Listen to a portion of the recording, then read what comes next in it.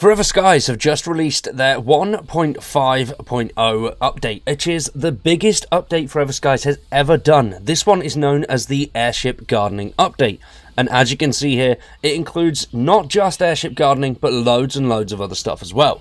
New gardening mechanics, new Underdust map, which is the suburbs, the hunt for the cure, improved world and progression systems, and new modules like the bloom range. This looks absolutely awesome. There is loads of good stuff here.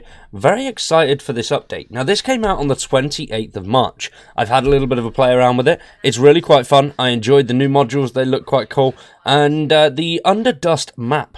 That is quite a tough one. Now, this is the biggest update that the team have released yet, so they do recommend players start a brand new game to fully experience every change and addition included in the gardening update, such as improved story, locations, and world improvements. Your old save will work, you just may experience a different flow and miss a few little bits and bobs that you would have seen if you'd started from the beginning.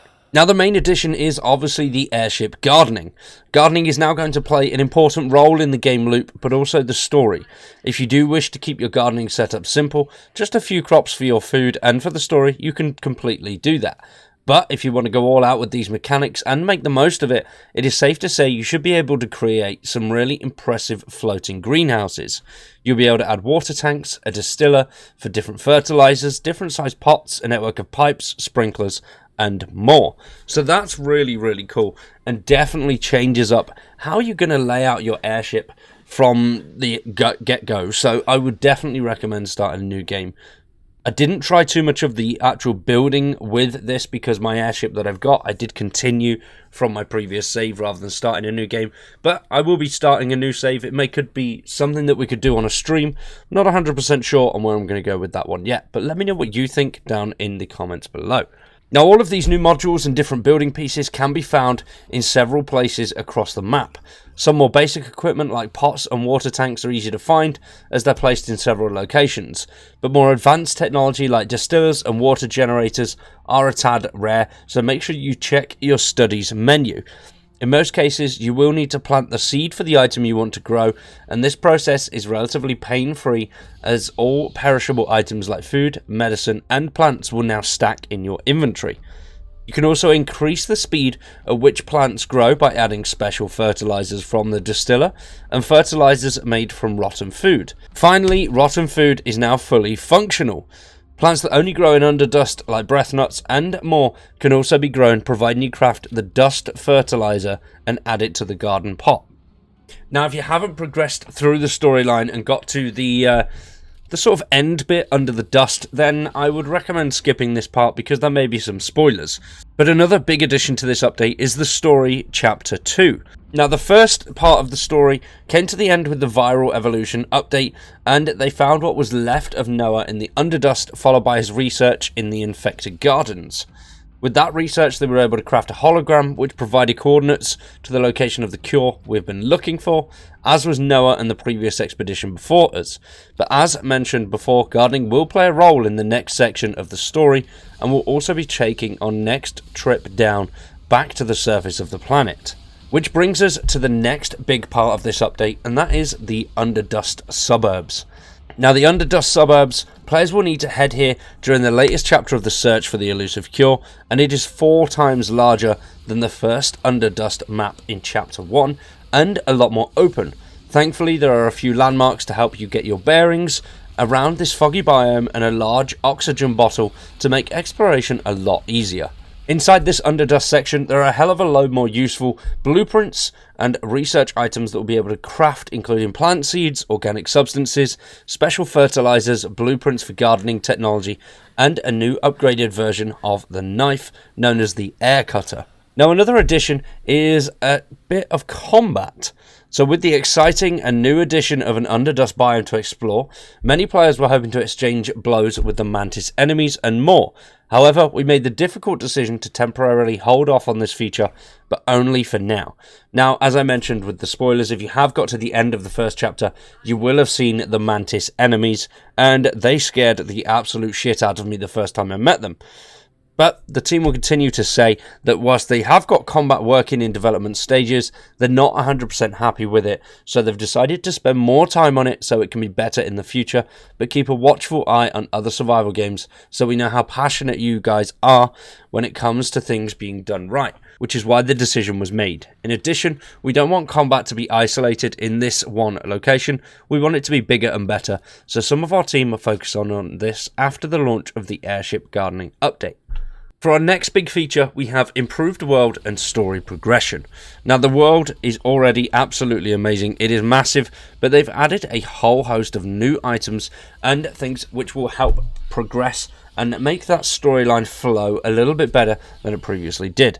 So they've added the new story content, they've gone back and now made massive improvements to the story that already existed. It was done to make gameplay more fun and the storyline a little bit easier to understand and follow. So the following things have been done thanks to the players' incredible feedback. Many missions and objectives have been rewritten to give players a more immersive experience. Mission reports that summarize main quest milestones for the player upon returning to the airship from the main quest locations. More lore scenes have been added, more story-related voice lines, new cutscenes, design, art and gameplay improvements to existing locations such as the radio towers, the overgrown radio towers, gardens and descent lifts, and the city ruins have been improved visually.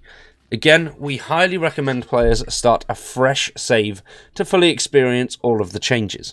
However, you can continue and everything will be as normal. You would just miss out on that first sort of section of the storyline and it won't be as easy to follow.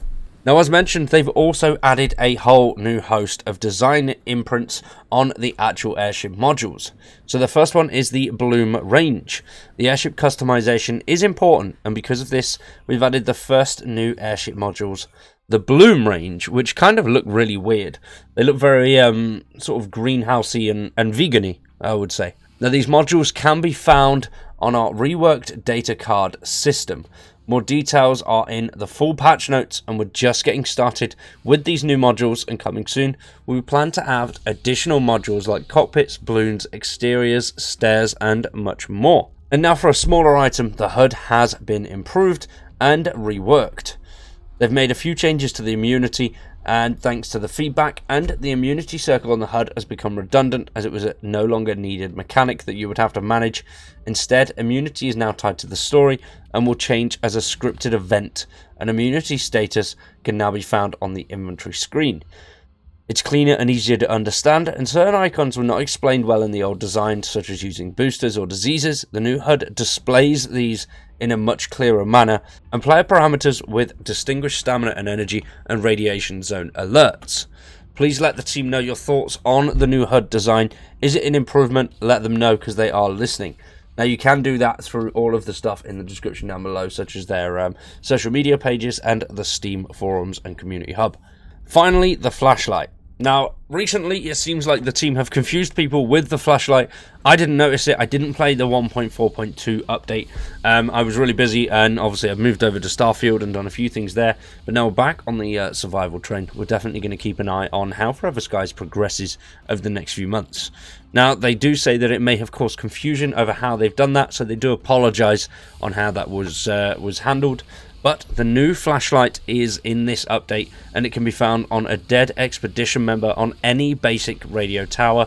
Just check your studies menu, and if you can't find it, look out for this blue cable here, and the flashlight is on top of the corpse. Now, there is a full changelog which goes over every single little item that has been added, changed and moved around. If you do want to see that, I would recommend checking out the Steam page. It is in the description down below. Everything you need to know is on there. For now, this is just an overhaul of the update. Are you enjoying it? Have you played it? Let me know down in the comments below. From what I've seen of it so far, I have enjoyed it. I will be checking out a little bit more, maybe even do some more videos on it. We'll have to wait and see. For now, we're going to wrap that one up there though. I've been Wired, you've been awesome. Thanks for watching, and we'll see you in the next one.